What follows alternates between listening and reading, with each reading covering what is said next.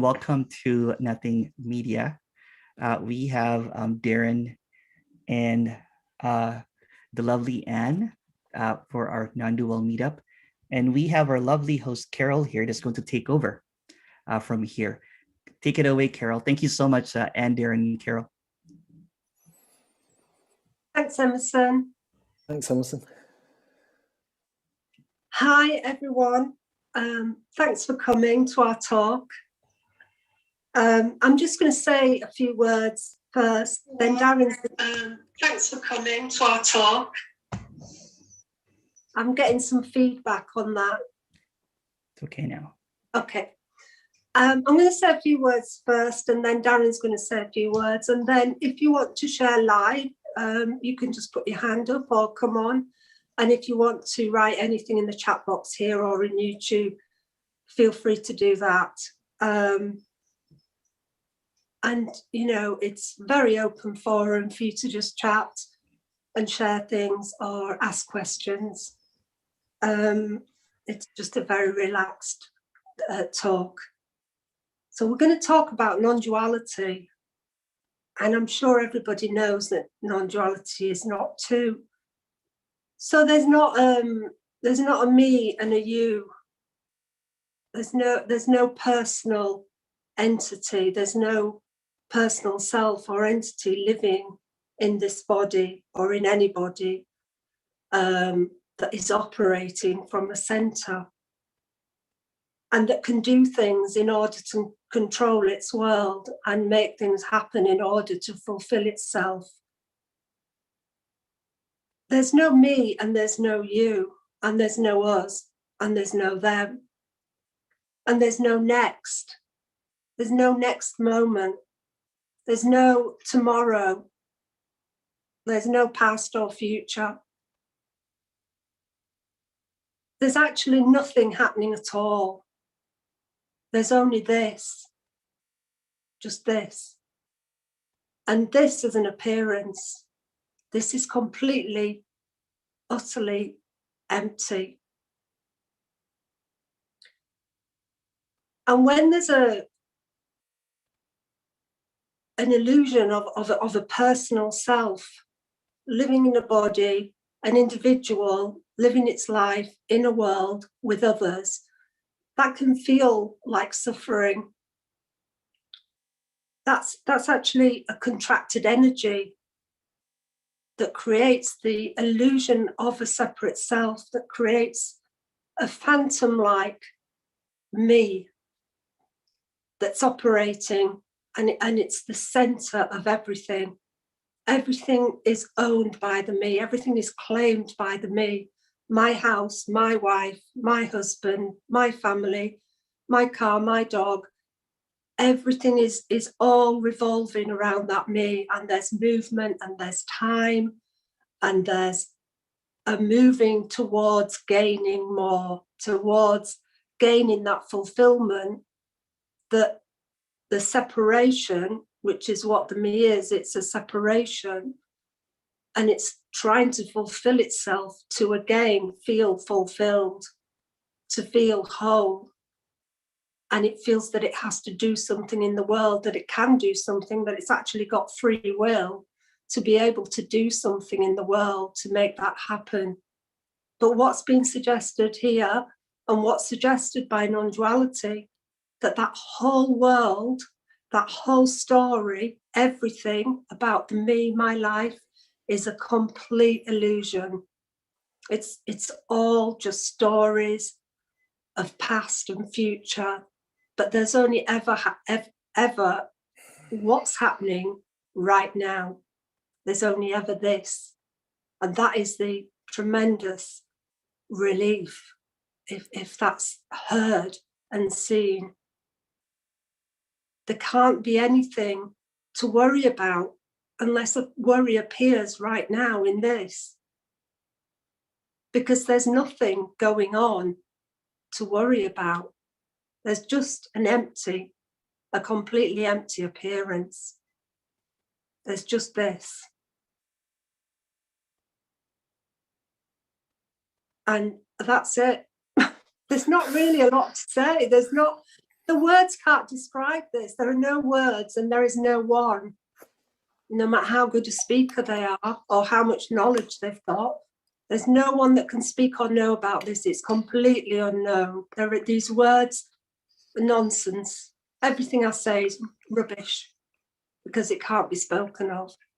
It can't be put into words. It's impossible to put this into words. It is beyond words and it's beyond knowledge. And I'm just going to hand over to Daron now before I ramble on forever. Yeah, I'll ramble on a bit. I'm probably just going to say the same thing that Anne said. Can you hear me okay? Yep. Yeah. Yeah. Yeah, we were chatting earlier, weren't we, Anne, about how this isn't a spiritual message, how this isn't a spiritual message. It's like non-duality isn't a thing. It's unknowable. I mean, I say I know, and that is the dream. Knowing is the dream or the story. So this chat or this meeting is about sort of exposing the illusion of the self or of self. There's no self, there's no enlightenment. It's a fairy tale, you could say. And there's a big difference between saying there's no self to there was a self and now there is no self.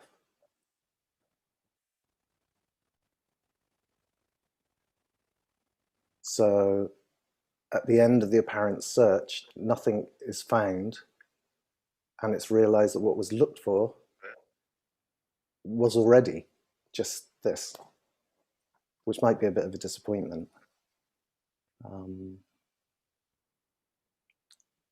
So what's really longed for is the end of seeking, not finding. What is already, just this, is what is sought.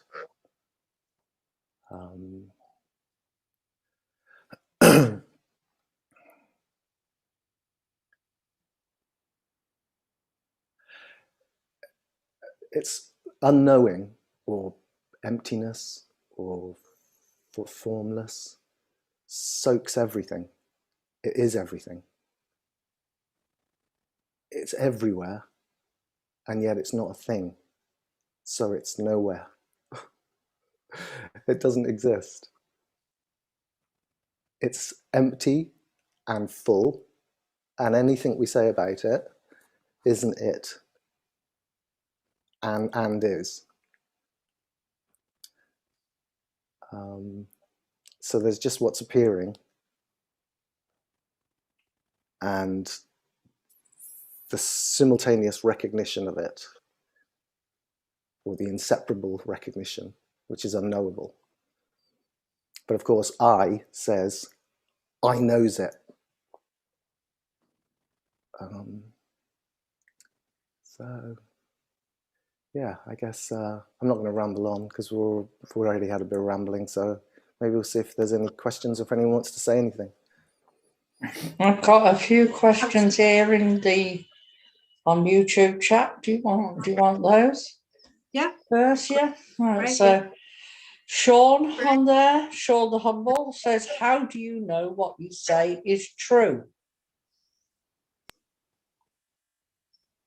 I don't. No, there's no one to know that it's true. How would anyone know what's true? How could anybody know what this is? We could put words to things and labels and concepts. We could conceptualize this. We could describe this, but it's not actually this. And there's no one that can ever know this because there's no personal self. There are just stories about what this is. And stories are all just conceptual ideas, imaginings. This is completely empty. It's an empty appearance. It's It's nothing appearing as something, but it's empty. It's not made of anything. And there's absolutely no one that can know that. And there's no truth, because truth is a concept. Yeah, it's like turquoise is a concept. Emerson's lovely turquoise background. I mean, do you really know what that is, turquoise? There it is. Such a lovely colour. But It's take just away. obvious. Mm-hmm. Sorry, Yeah, Darren. let's go ahead, Anne. That was it, really. It just came up. It's just obvious. It's too obvious. It's too simple. It's just this, it's just an appearance. What else could it be? What else could it be other than this? It could be an idea, an imagining of something. But that's just an idea, that's just an imagining. Yeah, it's not pointing to something else.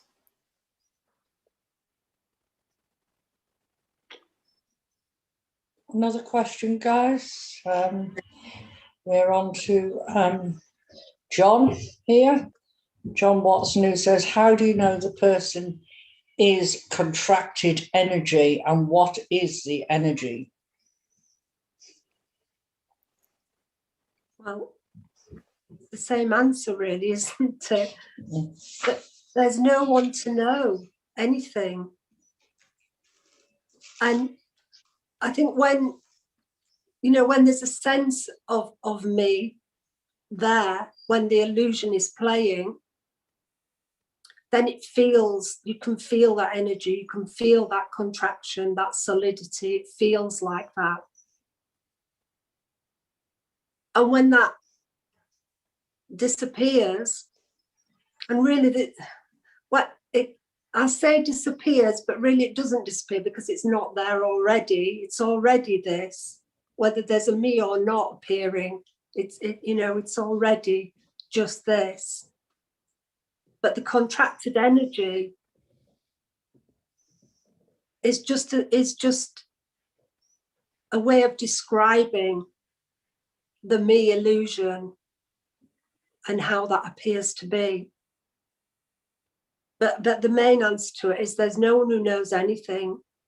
These are just words. These are just responding to a question. It's just a response. And this can appear in all sorts of different ways for different apparent characters. So some people might not describe it as a huge contracted energy. It might just be a little relaxation. Some people describe it as quite a big apparent change in the body. So it becomes quite obvious when the sequin drops. Sorry, Dan. Say that again, Anne? No, you go ahead. I keep interrupting. Sorry. No, that's okay. I've heard stories of recognitions of this that have just been, oh, or even, oh no, that's not what I wanted. That's not what I was looking for. So I guess, that contracted energy here didn't feel how it's imagined when I hear it sometimes from other speakers. Yeah, and I think that sometimes it's just so obvious when there's no seeking, there's a lightness of being. And I don't really know what that means, but it's just a lightness. It's like a relief from, that the only way I can describe it is a contraction. So I'd call it a contraction of energy. But there's an incredible lightness to this. Any more, Carol? Yes, they're coming. We've got Lance here on YouTube is asking, what advice would you give to someone who seems to keep oscillating between being caught in the story and non-dual awareness? There's no advice. No advice here.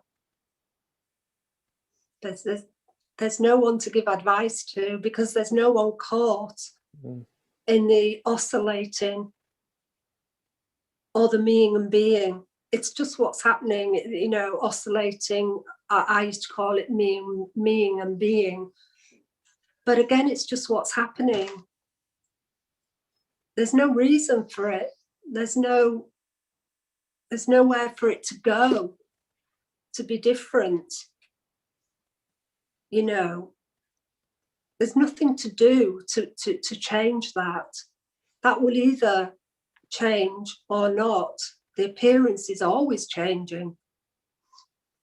The appearance is constantly changing. And there's nothing wrong with the story. Nothing. It sounds like there's a problem between something and something else, as if the story is a problem and then the non-dual awareness is another thing. But the story just continues. The real discomfort is feeling that somehow the story needs to be different, that it needs to be non-dual awareness most of the time, or that it needs to be this or it needs to be that. As if you can do something about it most of the time, or that it needs to be.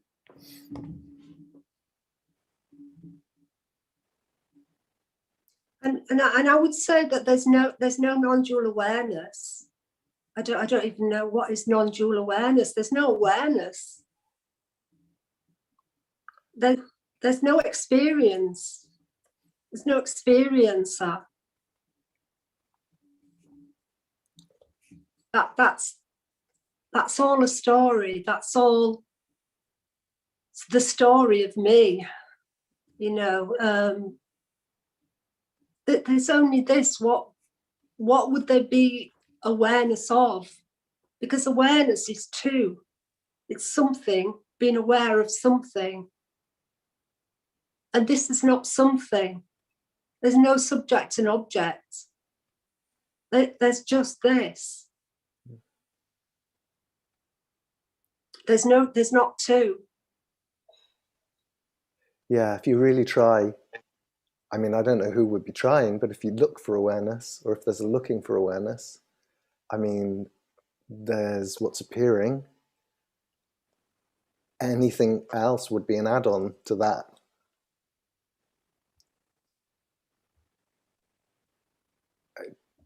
Just nothing.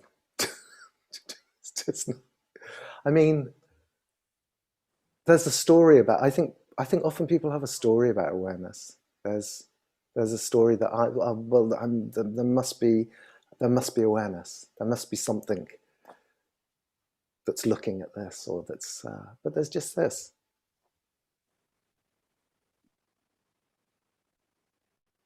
Any more, Carol? And if anybody wants to come and speak live on here, please feel free to do that. Yeah. I'll just say that we've got Margarita, who's commented from Facebook. She says, in the chat on here, you know it, but it's not a knowing coming from the mind, but from deep consciousness. There is nothing to say about it. I wouldn't say it's coming from anywhere. I wouldn't say it's deep consciousness either. I mean, awareness and deep consciousness sound the same to me. But it's obvious. It's sort of intuited, obvious and intuited, but not by, yeah. I don't know what deep consciousness is. That sounds like the deep consciousness of some one thing. Yeah. Yeah, and I wouldn't say it's known either. I'd say the whole beauty of it is that it's not known. And I'm not saying there's any right or wrong about this, but I would definitely say that the absolute beauty is not knowing. And it doesn't mean that everything, you know, there's still, you know, intelligence and thoughts and things like that. It doesn't all just disappear. It's just that it's the obviousness of unknowing is just too obvious. It's too simple, and that it doesn't need to be known. You know, we always see like knowledge as power, but it's so not. It's just all happening by itself. So there's nothing to know, there's nothing to control or to get to, or for it to come from any deep knowledge or deep consciousness or deep anything. There's no deep. There's just this. It's just a blank appearance. Not blank, I mean, just an appearance of stories and what's seen and felt and thought, but not for anyone.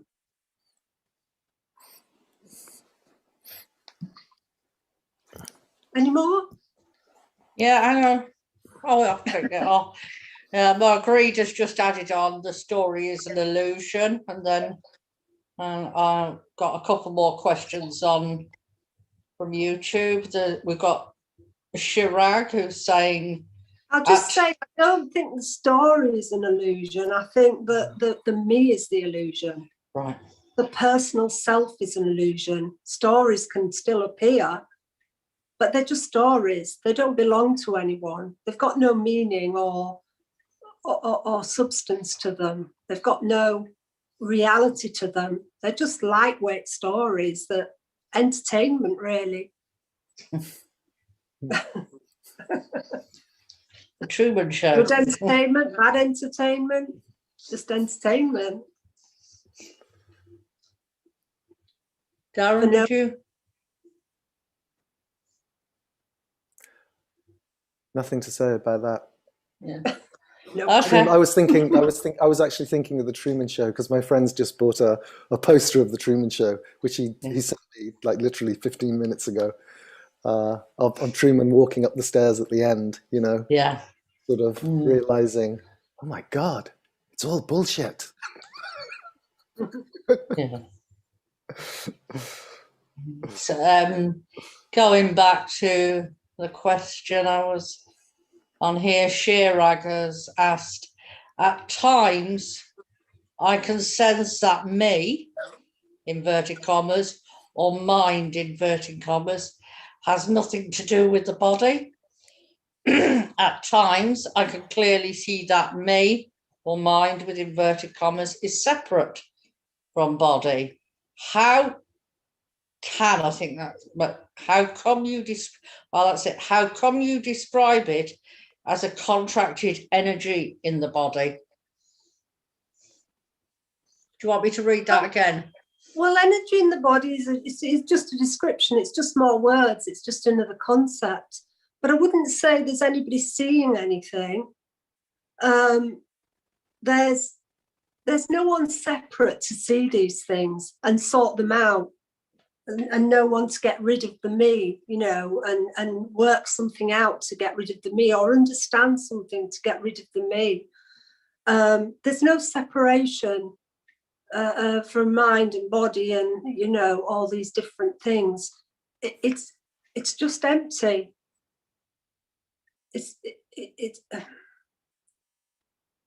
There's no logical sense to this. It's not a philosophy. It's not a teaching or something that can be learned or studied, or, you know, it's just a natural reality. That's just naturally what it is and isn't. It's just so natural. It's so simple. it's unbelievably simpler than simple, you know. It's laughable, it's so simple. But obviously, you know, when there's that contracted energy, when there's that illusion of a me, it can feel very painful, very suffering. I remember that well. And that it, you know, that either goes or it doesn't. There's nothing anyone can do about that. It's still an appearance. And there's nothing right or wrong with it either. There's no right or wrong to anything, really. They're all stories.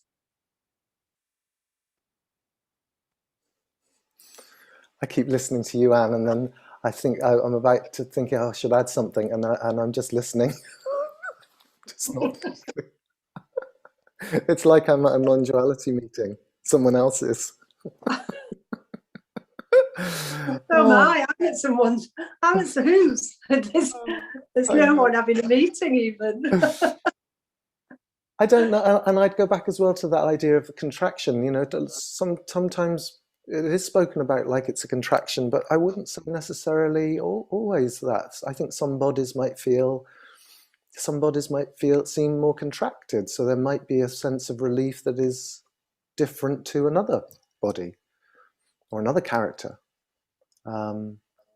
Also, I don't know, some mind, I'm not sure what that means exactly. I mean, there are thoughts appear, but mind is a bit of an umbrella category, isn't it?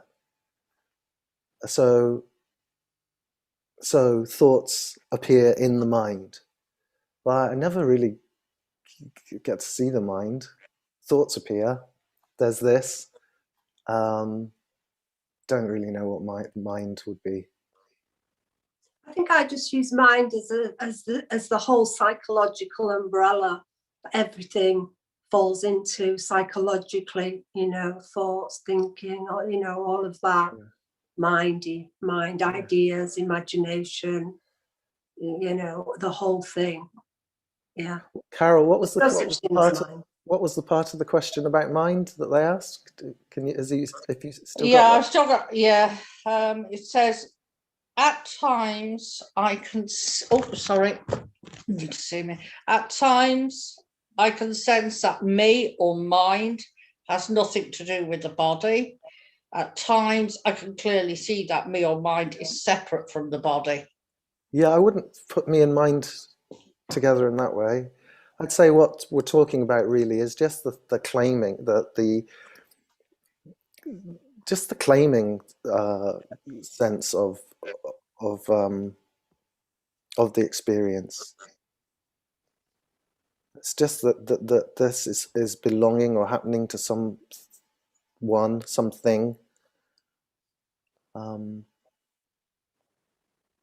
I mean, really, all we're talking about is what is already without seeking.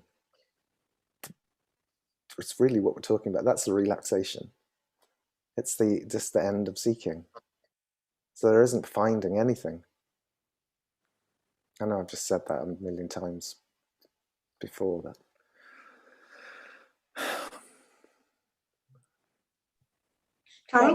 yeah, I've got one on hang on a minute, let me just scroll up.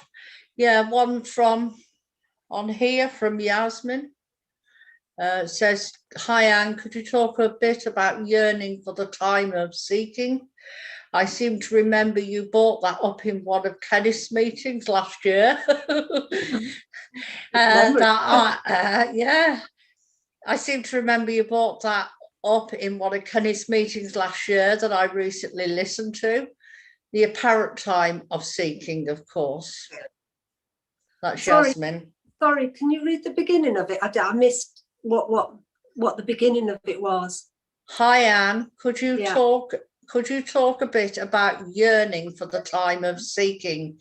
I seem to remember you brought that up in one of Kenneth's meetings last year. I'm not sure when you say yearning for the time of seeking, do you mean the end of seeking? The apparent time of seeking is what she means. does that make sense, Daron? I mean, I can understand if she means yearning for the end of seeking. Yasmin has put her so Hi. yeah. Hi there. Hi, Yasmin. Directly, hi, Anne. Hi. No, I just remembered that it was quite interesting because you said that you sort of feel this yearning, for the time when you were seeking and you were kind of listening to all the talks, and then that apparently fell away, and that you talked about, now kind of yearning for that seeking. I just wondered, do you remember that at all, or? No, I wouldn't. I doubt I just said I would yearn for seeking. Are you saying that I was saying Well, okay, let's say missing the time of seeking or something like that, No, I think what I was referring to, perhaps not being very clear about it, is when this is seen through, there can be disappointment because it's the end of everything. It's the end of seeking. It's the end of hope. When I was seeking, I think it felt like I was going somewhere, and it felt like things were moving, and there was going to be a big sort of outcome to it. Something totally amazing and almost unworldly, and there'd be no pain and no suffering and no thoughts. I think there was a great expectation. Probably, yeah, it was maybe that, yeah. There was great expectations of what it would be. And when it's seen, it's like so simple. It's like, oh, it's just this. And there was disappointment with that. Oh, right. To a certain extent. I don't think I'd ever want the illusion of me or seeking back, but it's just different because there's nothing to get anymore, and my days were filled up, as far as memory's telling me, apparently, by 24/7 listening to Non-duality and seeking for that end, for that brilliant ending when I was going to be totally like, oh, no pain, no thoughts. And then you don't need that. There's nothing needed, because I didn't even have to listen to Non-duality anymore. There was nothing to get. Everything becomes so simple. What seemed so complicated and had to be worked out and understood didn't, and it just all fizzled. There was even a lovely sort of, in the story, the seeking, like a falling in love feeling, an opening, a falling in love, like it was just going to continue getting better forever. But that all just ended, and then there's just this, it's Thanks. That's a lovely question, though. Thank you, Yasmin. Thanks. It's a nice question. It got me thinking as well about going to meetings, and it's so, it's fun. Seeking's uncomfortable, but it's also fun, and you feel like you're getting somewhere, and there's the expectation of finding something, and, you get to know people, and it's quite social, and some really nice people, and there's just this, feeling of, like Anne was saying, of going somewhere, and then there's that realization that there's nothing to find, just this. But saying that, when COVID's over, I think I still look forward to seeing everybody. I'm going to go to Tony's meeting and hang out and have a drink, and be nice.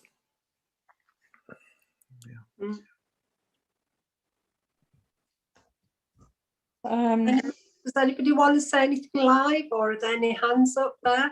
No. I've got a question on here who's been waiting quite a while, and then I'll go to the chat. Guy called Puya, I think, is saying, you say there is no you. If there is no you, then what you say, think and do are not from the body. at a same time you say things are just happening, are we living in a simultation as human? In a what? Mutation? Simulation. That's Simulation. Simulation, that's it. Simulation. Yeah. Simulation as a human. Do you want me to read that again, or have you got it? No, that's fine. I think I'm clear on that. Did you want to say anything, Daron, or we want? I mean, nothing can be known about this. Anything that we say about it is something that we know about it. I can't remember the question in total. I was thinking about something else, but sorry. Simulation could be a simulation. Who knows? Could be anything. Could literally be anything. And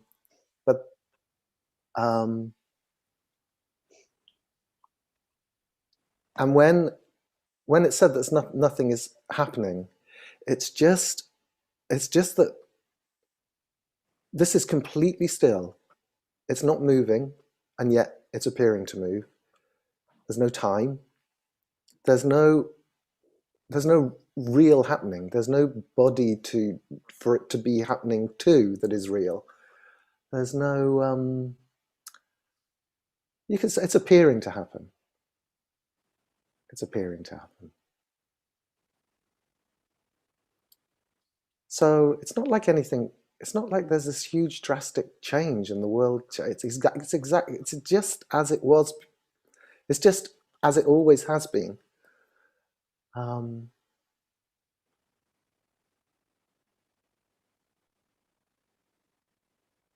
it's just a lot more relaxing. It doesn't have to be something else. It doesn't need to be different. Even when it's uncomfortable, that's just okay. That's just what's happening. Whereas I would always say this needs to be, I need to change this. I need to do something about this. This isn't right. So, you know, it can still be a bit shitty sometimes, but that's just life being shitty. And when it's great, that's life being great. Sorry, rambling now. Yeah, I don't know what this is. I ain't got a clue. That's the beauty of it. It's just the great sort of peace beyond peace of not knowing. It's just a great big void of like emptiness, not knowing, and then everything just appearing out of nothing, just appearing and disappearing and appearing, disappear. Ideas, any idea of what it is or isn't can appear, but it doesn't matter. It's irrelevant what ideas we have about this. It's irrelevant what scientists say or whoever, the greatest philosopher or ramana or whoever. It's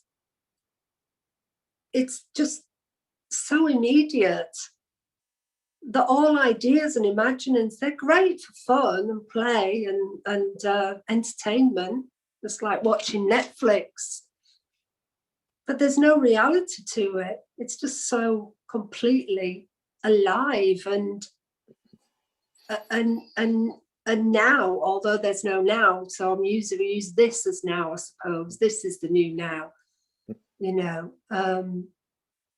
There's no question in it.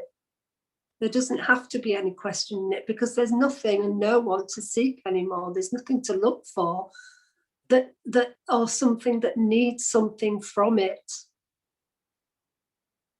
And it's never not this. No, there's no lack. Sorry, Daron?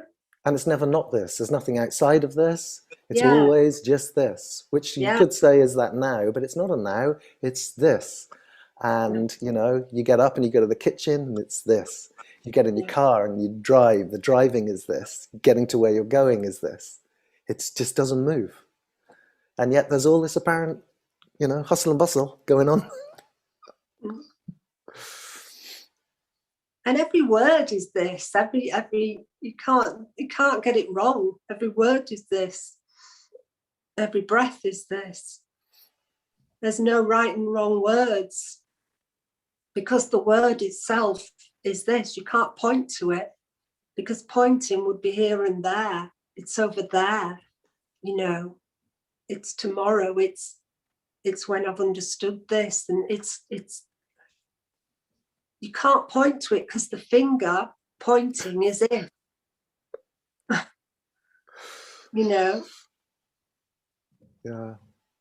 Got a question from Adam. Sorry, I was just saying we've got a question from Adam when you're ready. Yeah. Hi, thanks for taking my question. Oh dear. Just, can you hear me all right? Yeah. Yeah. Okay, great. I was just wondering if you guys ever get bored with nothing happening. Yeah, boredom can appear. Anything can appear. But I wouldn't say it's boredom with nothing happening, because it's not thought about. It's not thought. Not walking around thinking this is empty, or this. It's not an idea. It's not a concept of empty.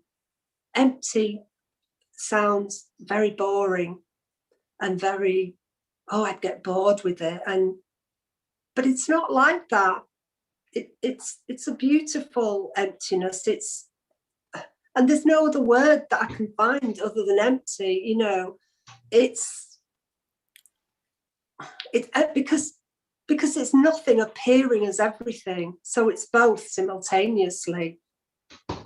So it's exactly the same, you know, except there's no one seeking and struggling to get something from it, or to move on to the next moment, or to having to bring something in their life to fulfill them. There's not that separation.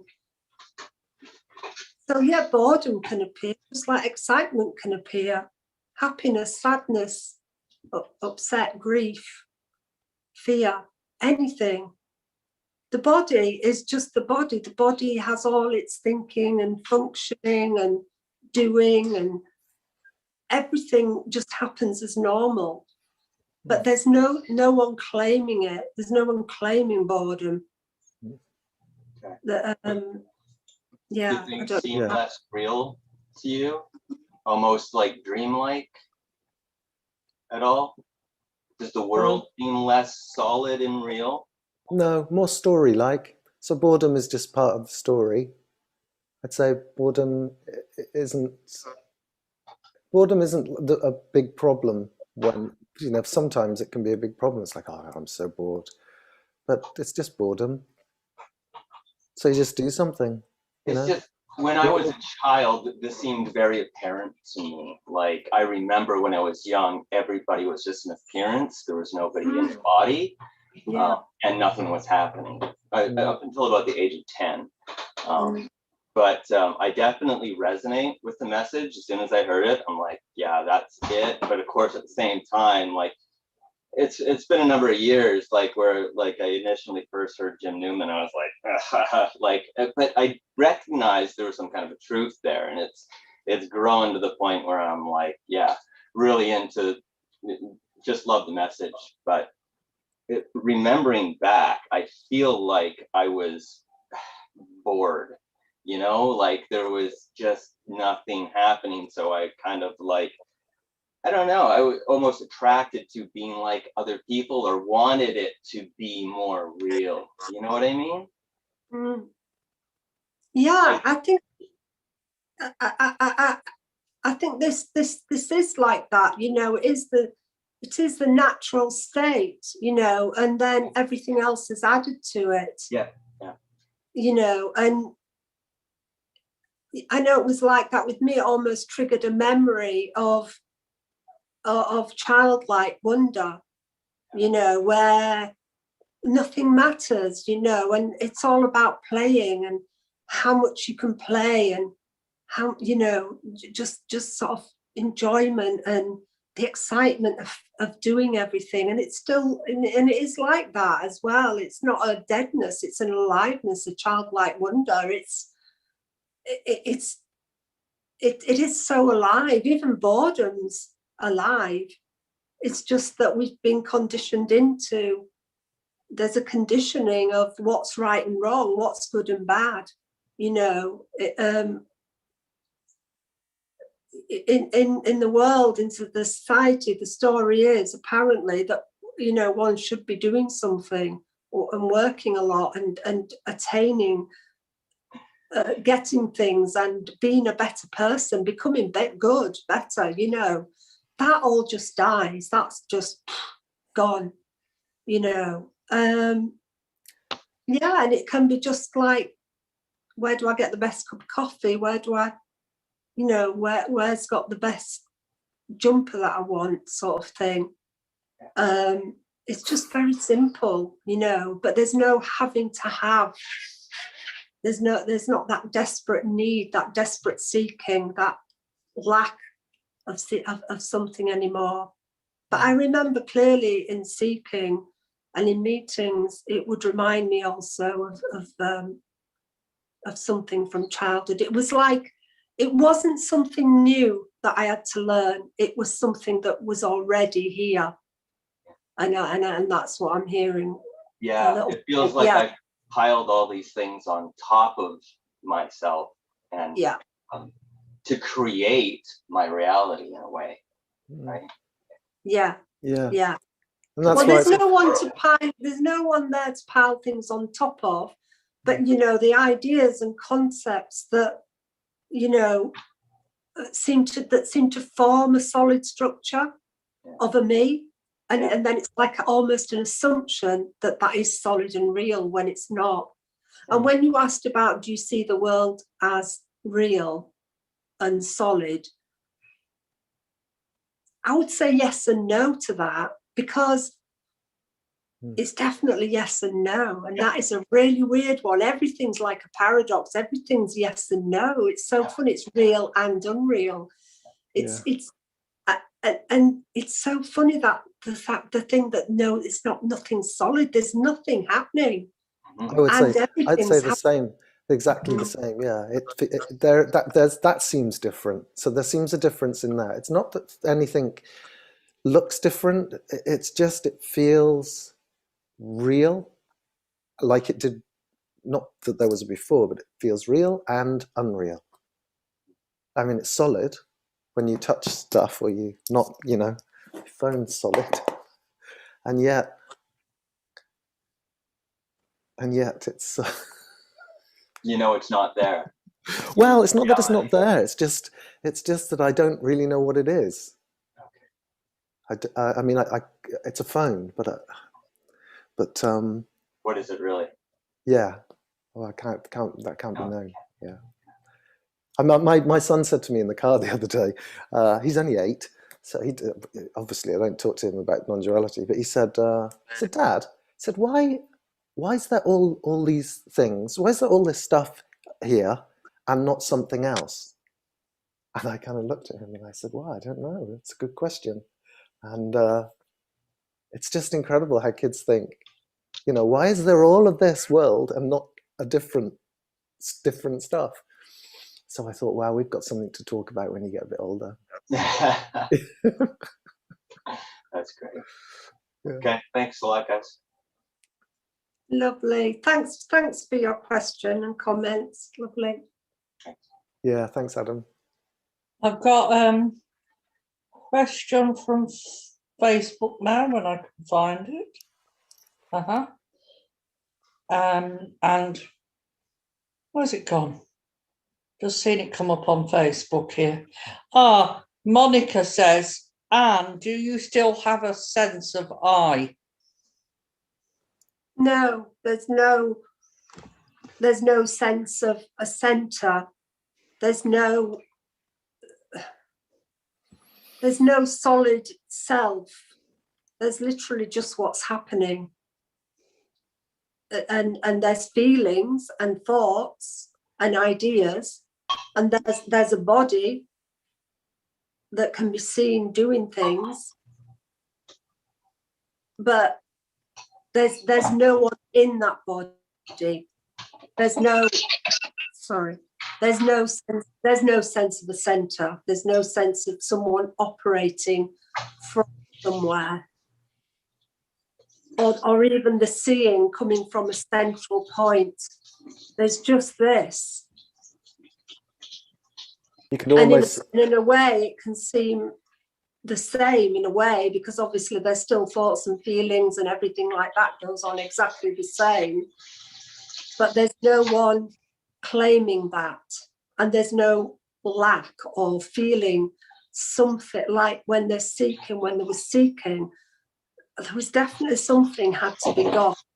But now that's not here at all. There's no next. There's no, yeah, I think that answers it just about, hopefully. yeah, you could almost say, because you could say that there's what's appearing, and then there's this sort of inseparable recognition, but at the same time, you could almost do away with the inseparable recognition and just say there's what's appearing, and it's almost like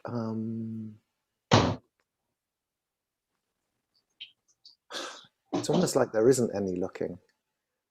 I mean, that sounds a little bit, but the problem is with saying that makes it sound like it's really different, and it's not really different. I'm just saying that what was taken to be this solid you just sort of wisps into nothing. So it's almost like there is just what's appearing. There's my there's I say my hands, there's hands, and there's the room. And then seeing would be added on to that. So it's almost like the seeing is the seeing.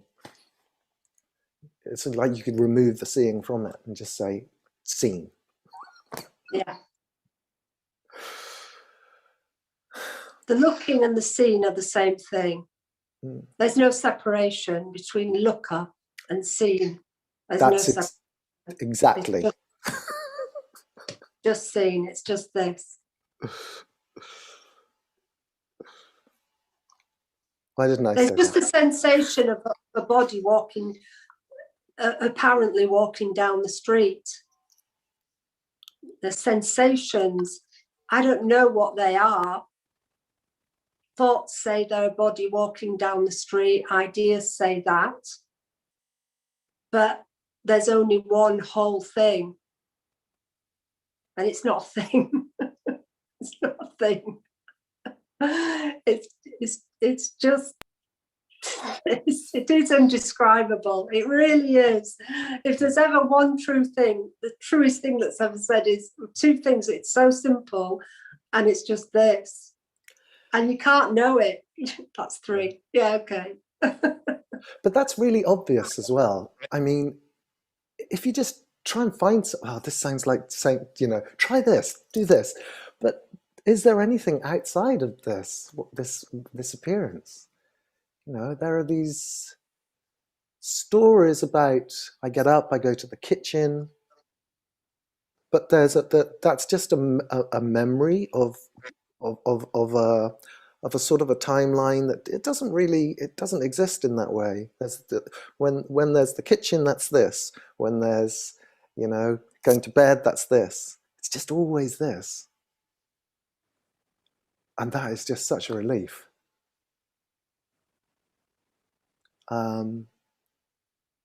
Even when it's a really uncomfortable, painful this, it's just pain and discomfort. There's not a desperate trying to make it different.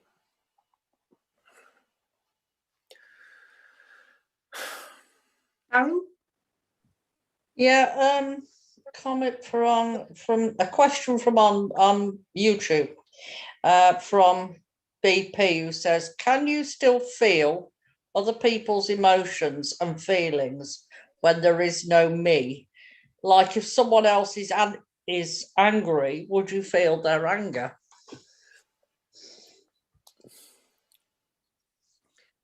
See, the thing is, there's no one to claim anything, whether it's claiming my feelings or someone else's feelings. There's no one to claim it. There's there's just feelings. And the body just feels feelings. It's just what the body does. It's just natural that the body feels things. I don't know. I'm really not that clear of what you're asking, actually. Can you read it again, Carol? Yeah, sure. Let me just bring it back up. Can you still feel? What was it? Can you still feel other people's emotions and feelings when there is no me? Yeah. So when there is a me or isn't a me, what can feel others' feelings? Feelings of the body are just felt.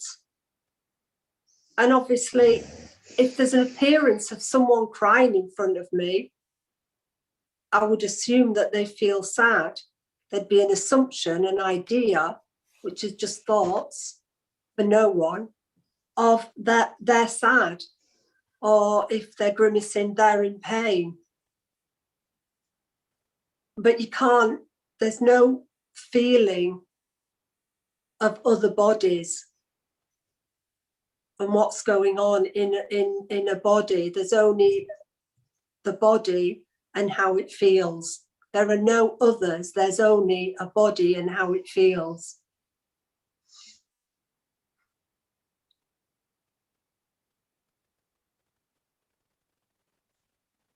Carol? Daron, did you want to add anything? I don't think so. There might be less of an inclination to want to want to change the. I mean, saying that, if a guy's running up to me in the street, really angry with a bar in his hand, I'd just run.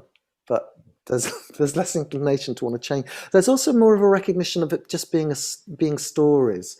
So even though the body might react to another body's emotion, depending how extreme that is, it could just be seen as a story as well. So sometimes. So I'm just thinking of some situations that come up sometimes when someone might be seeming to sort of act from a place of slightly neurotic, more a neurotic place. That's sort of really seen through as a story, and the emotions that might surround that. But no, it's just the same, I'd say. But there's just no one involved. And there's no seeing it as like wanting to change or manipulating what's going on with these feelings or anyone else's seeming feelings, that there's no right or wrong in it. There's no assumption that or ideas that I would know better, that I know what's going on with them or what to do with it. It's just apparently what's happening. And the response is what happens in that moment.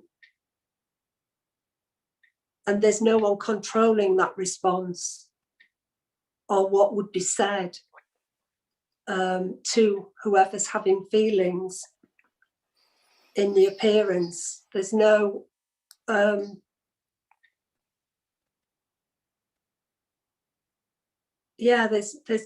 there's no idea of like what would be the best thing for them, which is also a great relief. And also very different, because the memory here is that I would know that, and there's much more freedom in just allowing, and no one's allowing it, but things are just as they are, and who knows if it's good or bad for someone to go through that, whatever they're going through. Who knows if it's good or bad, that should be stopped or tried to control. It is what it is, and it is that in that moment. Advice might be given, suggestions might be given, probably not here, but anymore. But if that happens, that's what happens. There's no right or wrong. It's literally, there's no control, there's no self-will over it. It's just what happens. Even if there's thoughts of control and self-will, even if all that goes on, there just isn't. It's just all stories. Even if there's a personal story comes out here that seems really personal, that seems like there's someone here, it's just a story. There's no solidity in it anymore. It doesn't mean anything. That's something to point out as well. Personal stories that can, stories that seem personal can still arise. They're just seen as not personal. Because we only have this language to communicate in, and all language is dualistic. Every word is dualistic. Every word is made up. It's not, you can talk about, I can describe by a memory what I had for lunch, but it's not eating lunch. It's a concept. We're talking in concepts and stories. But it's not actually what's going on. It's a description, it's a commentary. Thoughts are empty. All thoughts are empty. They're just commentary. They're just nonsense. They're not going anywhere. They don't mean anything. They don't predict anything.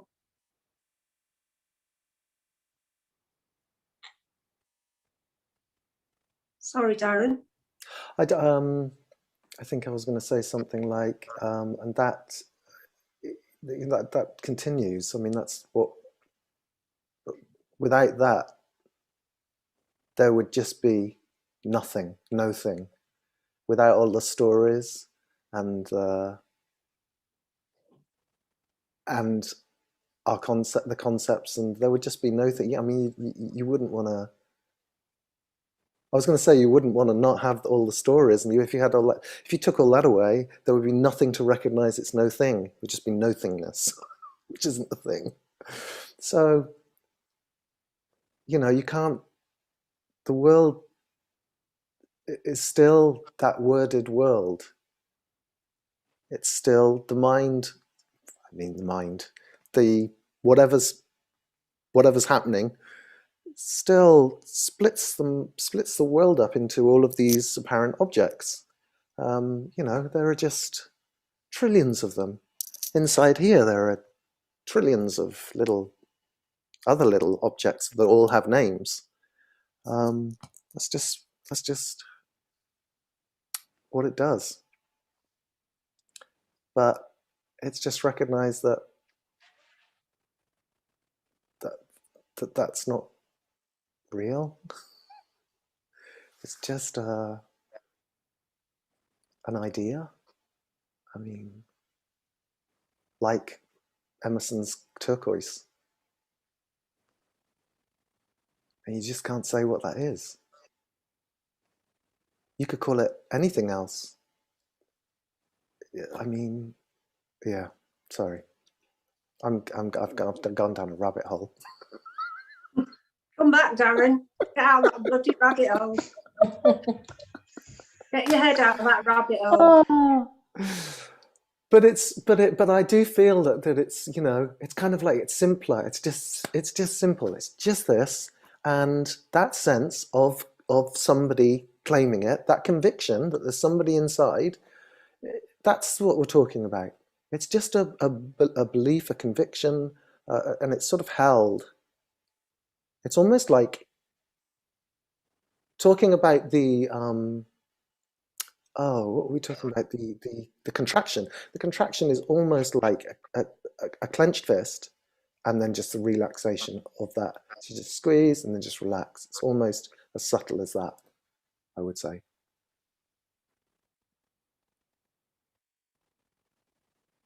It's nothing. It's like a wisp of nothing. It's not. It's not it. I mean,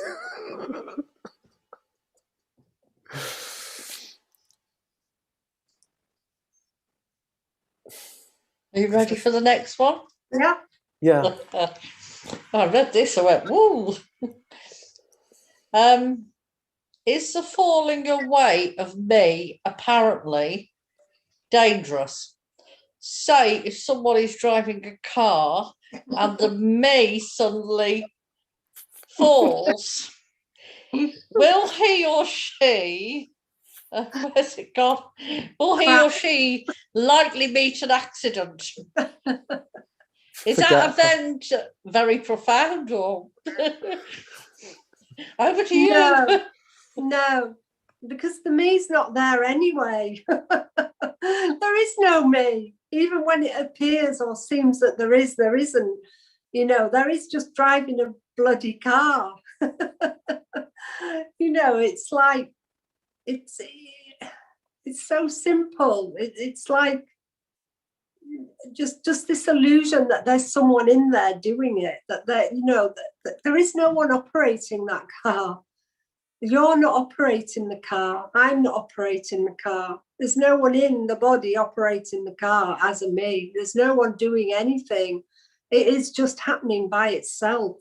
That's the magical amazingness, but a completely and utterly ordinariness of this. There's no one doing anything, even though it seems like there is, or may seem like there is, there isn't. You know, when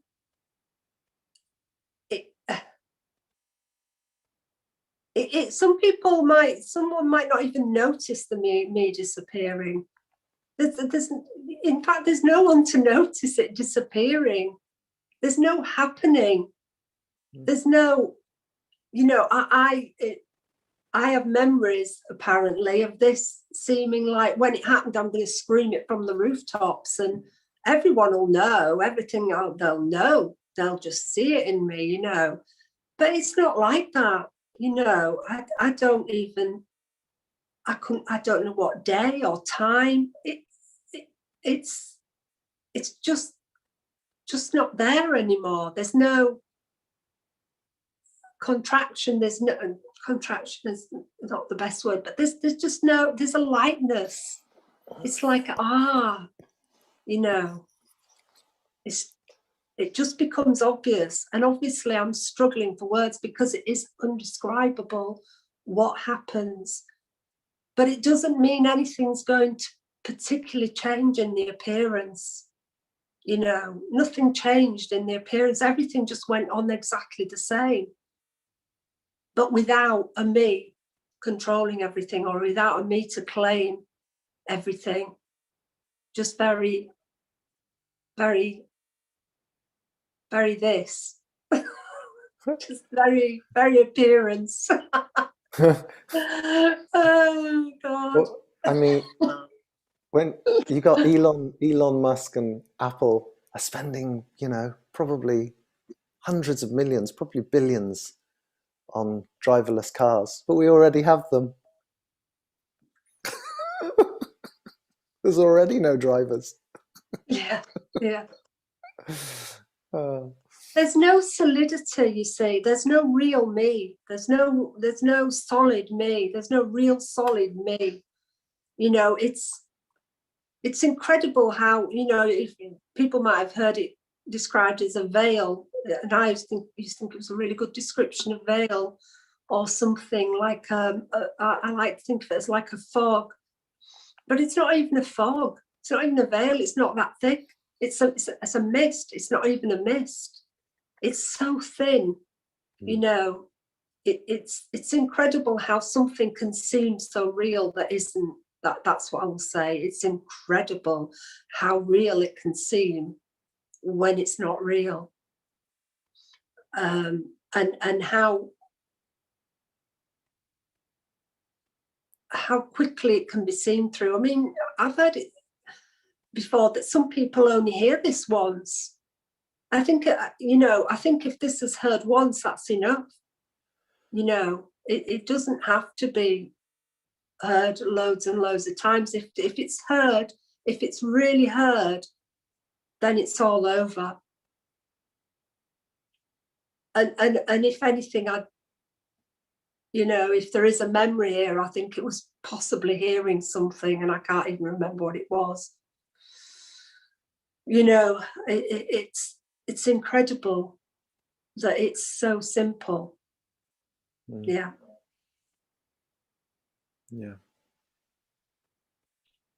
Carol? Yeah, we've more comments than anything now, but I have for you, Daron. Linda says, "Oh, Daron, the black and white suits you well, including the greys." Thanks, Linda. Yeah, I've gone all film noir. And we've got Heidi, actually, who says, would you say it is not linear? Yeah, I would say that. Yeah, I mean, it's just an idea, it's just a concept, but no, linear suggests time, doesn't it? And it suggests a straight line or a path or a following on to something. And it's not, it's more bang, bang, bang. It's appearing, disappearing, appearing, disappearing. The appearance is always changing, isn't it? Faster than fast. It's just constantly, there's nothing to hold on to and no one to hold on to it. That's the absolute beauty of it. It's just an appearance that is appearing and disappearing almost simultaneously, with nowhere to go. With nowhere to go. There's nowhere to go. There's it falls into a story. Yeah. Sorry, Anne. No, that's fine. I'm getting excited. Yeah. No linear time or time. No.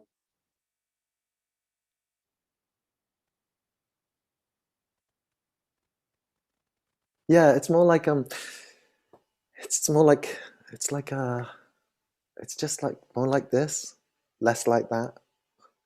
Oh, you're off with those little hand signals, are you, Daron? It's like that. Not well, like last that. week it was like that. Last week you said it was like that, Daron. Did I really? Yes. And now you're saying it's like this or that. Well, which is it this or is it this or that? Sorry, I'll try and make my mind up next week. So it's kind of like that.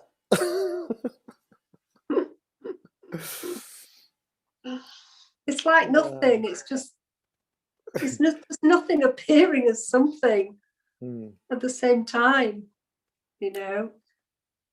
But definitely not linear. Only in the story. The story is linear. The story has a long, really long story to it, from when I was born to probably when I'll die. There's the story.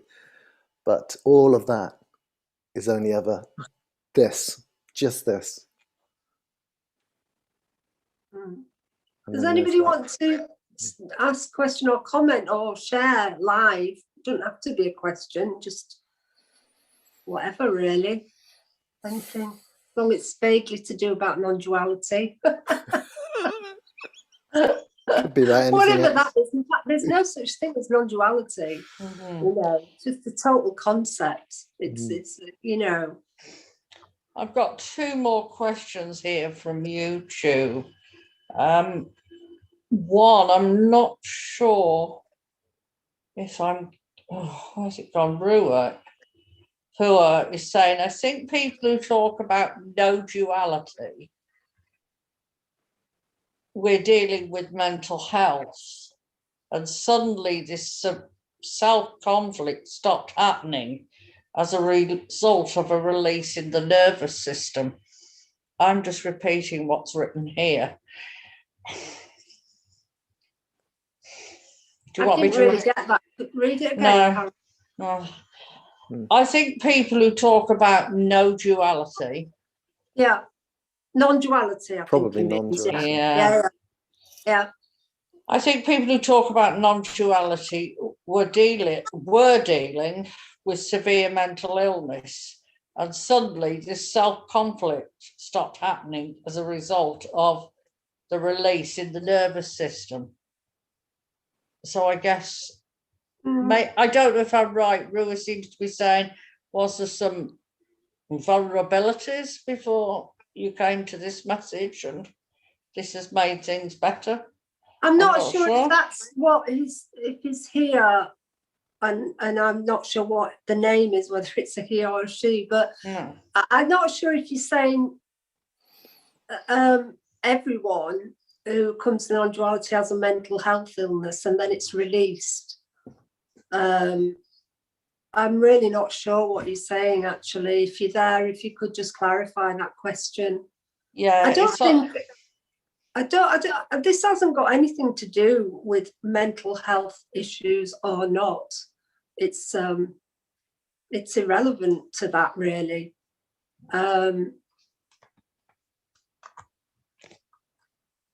Whatever is happening is just happening, whether it's got a label of mental health issue or not. It's just happening. That's just a label. It's just a description of a set of bodily sensations, thoughts and feelings that are appearing in different ways, and then we put labels on them, and we think we know then what it is, but we don't know what it is. We don't know what anything is. It's just free to appear as anything it wants to appear as. It's completely and totally unconditional in this appearance. It's in that way, it's freedom beyond freedom, because there are no good or bad, should or shouldn't, and I'm not saying that doesn't still appear, those labels for things. And, that if the me fell away, you'd go around, killing babies or anything like that. People take this message to extremes of things, but it's not really about that, So this can happen whether you've got mental health issues or not. It just happens. It's just the natural reality, and that can be seen at any moment. And it's not even seen, but I don't know how else to describe that whatever happens to that the me is seen as just an illusion. The seeking is seen as just seeking, that it's not going anywhere and it's not going to get anything. It's just an appearance of something seeking, and there's no one who claims that seeking when there's no me. Yeah. No, I haven't really got anything to say about that either, except that seeking doesn't only occur in non-duality. So, people who come to non-duality seem to be seeking some, all sorts of different things, probably, but maybe peace or enlightenment or liberation. But seeking happens in all sorts of different ways. Seeking a relationship to make you happy, seeking some permanent sort of happiness. And that would be like saying that everybody on this planet has a mental illness, which is sort of true. I heard somebody say once, it was a guy, what was his name? Jamie. There's a guy I knew called Jamie.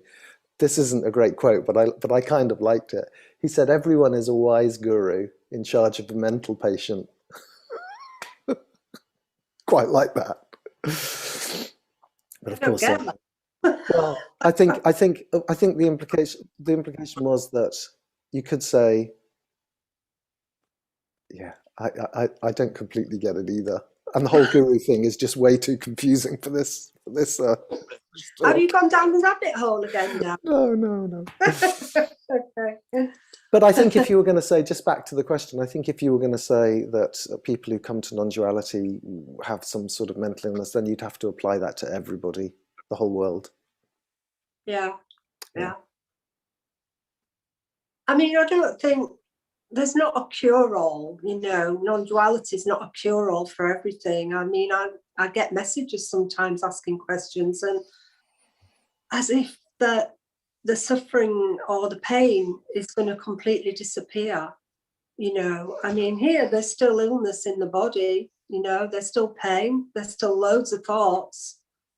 Everything just appears the same. The only difference is that I would say there's a lightness to it, and there's it can't be taken seriously. Even when it's serious, even when it's a serious matter, there's an unseriousness about it. There's always a paradox of real and unreal. And you know, that's not a cure-all, you know. It's,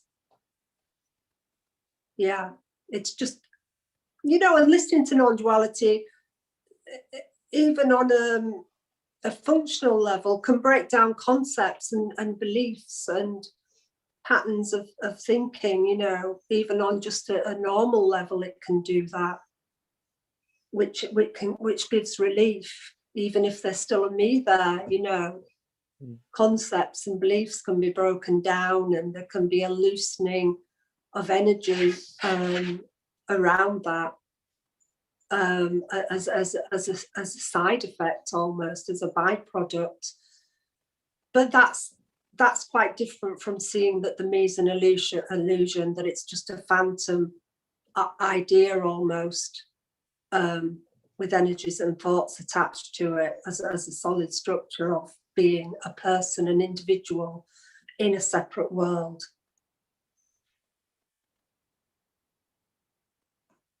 Running out of questions then, Carol. That's it. I've got two last ones, and I'll bring them together, and then that's it for questions. Quite a few comments, but where are the two questions gone? Daryl says, yes, but to the caller, who is this I that you are referring to? Daryl's asking, who is this I that you're referring to? And also, Catherine says, if your child falls and hurts his knee and cries, there will be a response to it, wouldn't there? Well, the first question then, so that's two questions, is it, Carol? Yes, yeah. So the first question, who is this I that you're referring to? Well, there is no I. I'm not referring to an I. We're talking about a concept of there being an I. We're talking about the idea and the belief and the concept that there is, and the illusion that there is a me, that there is an I. Me is the same as I. Me and I, individual, person, self, is all in my book, and how I'm talking about here is all the same thing. And that doesn't, here, I'm saying that there is no I, person, separate self. I, me, person, separate self, individual. There's not two. There's not I and a world. And always bring it back to that simplicity. There's just not two. There's not two. There's just whole. There's just this as a whole. Yeah. Yeah. And the last part was a person, Catherine, who said, if your child falls and hurts his knee and cries, there would be a response to it, wouldn't there? Yeah, yeah, definitely, definitely. Or not, or not. Yeah, definitely there would. Absolutely. Oh, it'd be like, oh, you poor thing, come here. Let's have a cuddle. Yeah, it would be a complete story going on. And that, you know, that's just, of course there would. Yeah. Yeah. The body's the body. It just responds, doesn't it? Mm-hmm. I mean, try and say, I'm going to stand here for an hour, you know, I'm going to do this for an hour. And the next thing you know, you're doing something else when you've said you're definitely going to do something, because the body's just doing what it wants. And thoughts can say what they want. Thought can say, I'm definitely going to do this. And then the body doesn't do it because there's no one in control of it. The body just either, it just either responds or it doesn't. You know, someone falls down in the street, one body might respond and go and help them up, and another body might walk straight past them. Yeah, I mean, it's just the functioning of the body. It's, you know, it's like animals, you know, they look after their young, don't they? There's no there's no cat that thinks it's an individual in a world. You know, it's just the body, you know, it's just the body does what the body does. Well, the body does what it needs to do. If it needs to go to the loo or feed itself, that's what it does. Look after its children, you know, depending on the conditioning and the, what's that thing? DNA. Is it DNA? Yeah. All DNA. of that, you know, whatever, you know, that sort of character is, that sort of functioning of that character and that body mind, that's what it's going to do. It doesn't mean to say there has to be a me doing that's in control, that claims I'm doing that.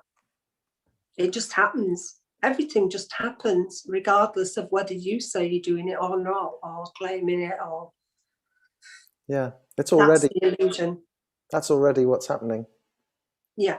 Yeah. Yeah. We've got 5 minutes to go till 6:30. So Okay.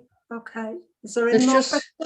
No, but there's a couple of comments that Marcus has said on here. I think I heard Kenneth Madden saying that the me is in a way the mental. And Adam says, I think is the natural state, the I is the mental health problem. Yeah. So just those comments. Yeah, and then, Marcus, I did hear Kenneth say that as well. Yeah, I mean, in a way, you could. I mean, it's not, but in a way, you could say.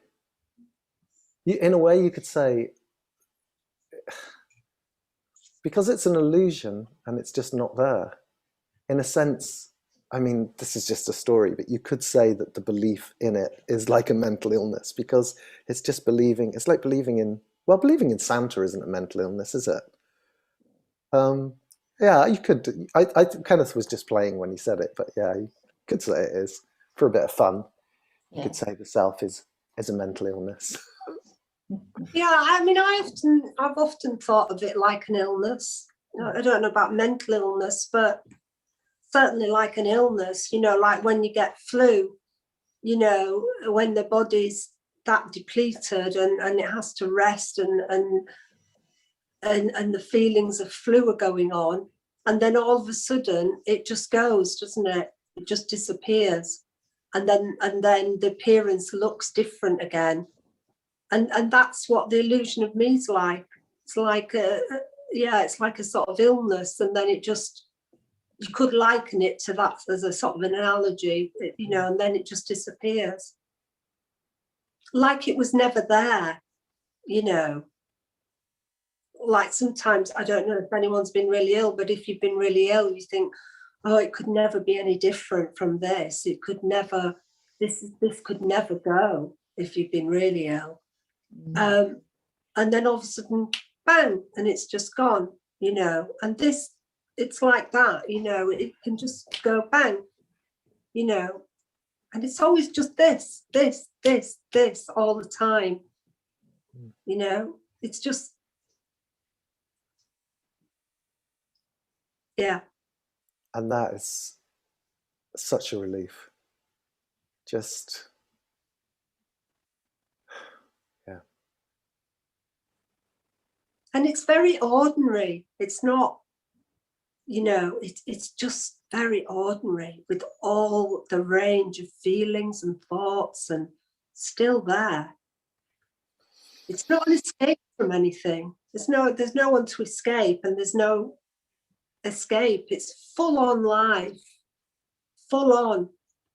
I always thought it would be an escape. That's why I came into it, actually.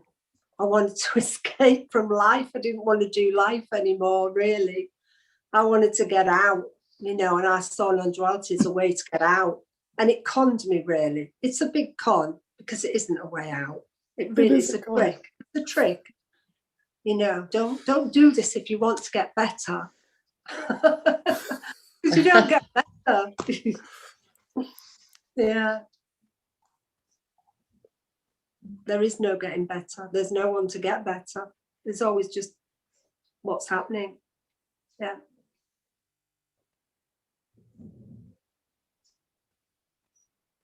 So I think we've come to a natural end there. Mm-hmm. In this. The end is appearing. But there's no end. It'll just continue appearing straight away after this. There's no after this. It's just all going to appear as it appears. Yeah. Hi, Emerson. You've appeared now. I am. Have you appeared to end it? No. So turquoise.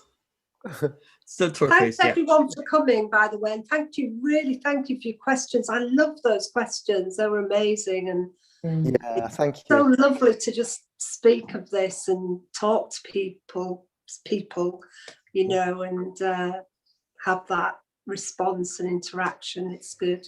Thank you. I hope you all join us again.